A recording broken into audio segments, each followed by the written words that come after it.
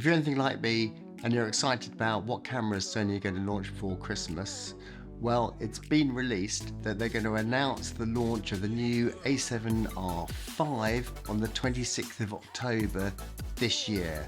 So very exciting news. Now I've been gathering all the various rumours that are flying around to bring together the facts as we know them so far. It had been rumoured that they were going to create a 100 megapixel camera.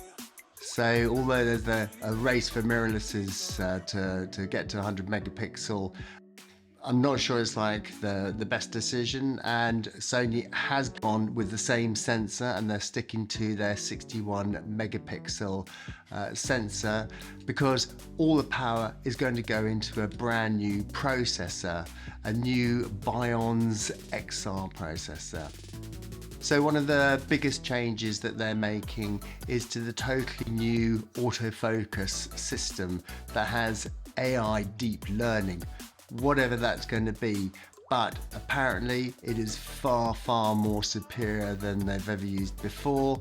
A7R IV, I have found that you'll get the occasional shot that will be a little bit soft, perhaps not quite as good as the A9 II. There will be 8K video at 24p, and this will be using the crop sensor mode.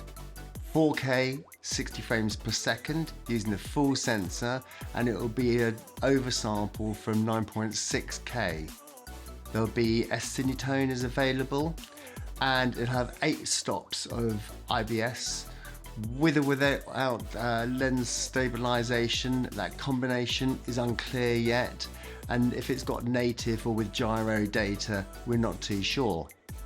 The new autofocus AI processing engine with the deep learning software recognizes different objects, humans, animals, birds and insects, which will be fantastic to see.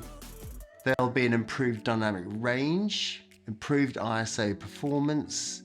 The EVF, the electronic viewfinder resolution, is expected to go from 5.44 million dots to 9.44 million dots.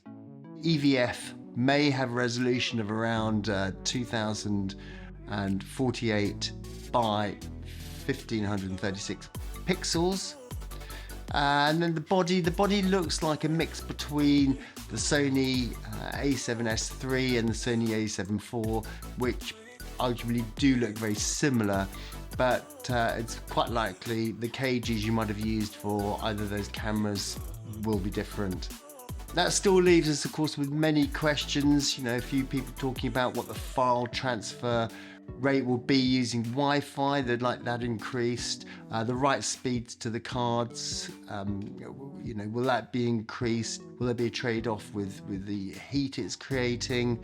I think it's great that it's sticking with 61 megapixel because obviously that will help with write speeds, etc. So I'm interested, you know, what it's going to be like used in the field. Are there other things that you would like to see on this camera? Put it in the comments below. I'll be really interested to see. But they are saying that rather than chasing big numbers, it's actually about the user experience, and they've really improved the usability of it. So, you know, it's not going to outstrip the A1, and it's not going to be a competitor to the A7S III, and nor should it be. It's still going to be, you know, aimed at photographers, and it's still a hybrid camera. I think the fact that they've got the 4K at 60 frames a second makes it a very usable second backup video camera, but I don't think it will replace the A7S III. And likewise, if you want a camera that does everything, then you'll be looking at the A1. So nice improvements. Are they going to be worth getting rid of your old kit to buy this? We'll have to wait and see, and we'll have to wait and see what the price is going to be like. So thanks for watching, and I'll see you in the next one.